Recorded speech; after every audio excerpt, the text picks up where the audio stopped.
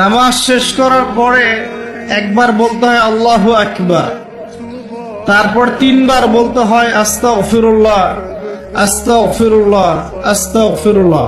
একবার বলতে হয় আল্লাহুম্মা আনতাস সালাম ওয়া মিনকাস সালাম তাবারাকতা ইয়া যাল জালালি ওয়াল ইকরাম।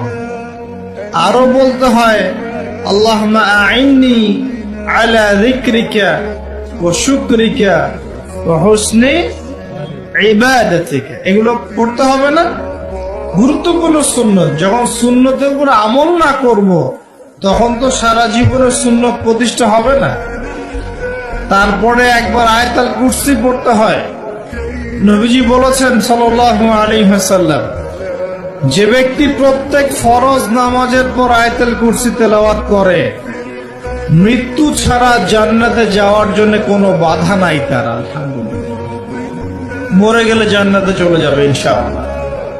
এরপরে আরো আছে আল্লাহুম্মা লা মানিআ লিমা আ'তাইত ওয়া লা মু'তিয়া লিমা মানা'ত ওয়া লা ইয়ানফা'ু যাল জাদ্দ মিনকাল জাদ্দ। আরো অনেক দোয়া কালাম আছে।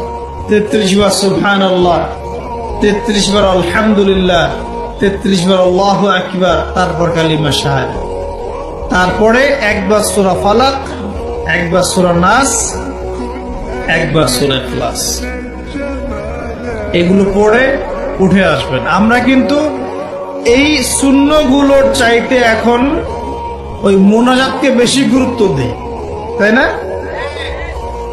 মোনাজাত করলেন, উঠে চলে গেলেন, সুন্নতগুলো আমল করবে কে?